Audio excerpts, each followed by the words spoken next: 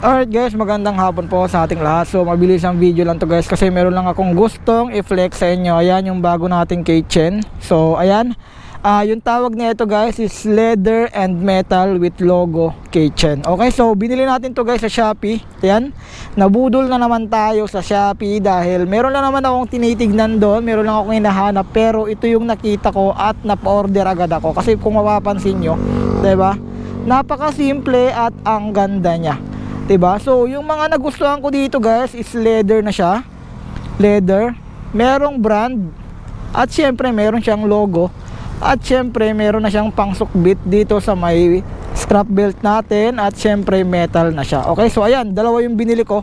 Syempre Suzuki tsaka Honda yung pinili ko kasi yun po yung brand na motor na meron tayo. Okay, so meron siyang iba-ibang brand guys, meron din siyang pang sasakyan, halos parehas lang yung design, iba-iba lang yung brand ng sasakyan o motor. Meron silang Ford, meron silang Toyota, meron silang Isuzu, meron silang Mitsubishi, meron silang Nissan, iba-iba, ibang klaseng model ng motor, ibang klaseng model ng sasakyan. So dalawa yung binili ko kasi napakamura lang niya guys. Sa ganitong itsura, meron ka ng ganitong keychain na napakasimple lang yung design sa murang halaga, 80 pesos lang guys. 80 pesos lang yung isa, 160 lang dalawa, kasama na dun yung shipping. So napa-order talaga kagad ako guys.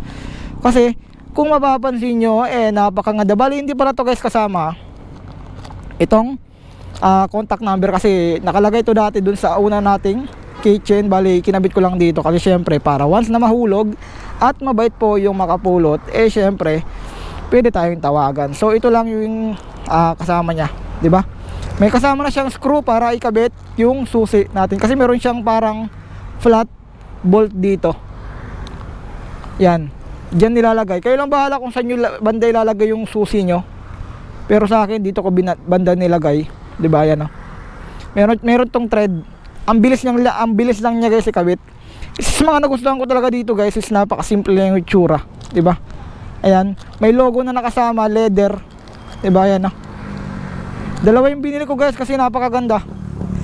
Okay, so sa mga gustong bumili na ito guys, sa ganitong itsura na keychain sa murang halaga, pag sa Facebook nyo to na nakita guys itong video na to, ilalagay ko na lang po guys yung link sa description. Click nyo na lang po yun, didiretso po sa Shopee na pinagbilan na sa pinagbilang ko. Okay, so para hindi na kayo maghanap. Pag sa YouTube nyo naman po to guys nakita itong video na to, ilalagay ko na lang po guys dito sa video yung product. Yan, kung makikita nyo sa screen sa may bandang kaliwa yung product na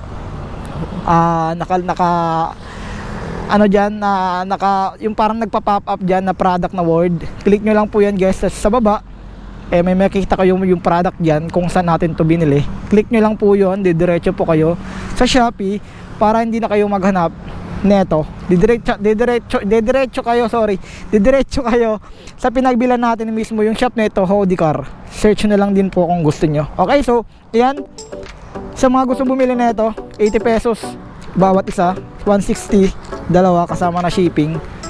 Order na kayo. Peace out.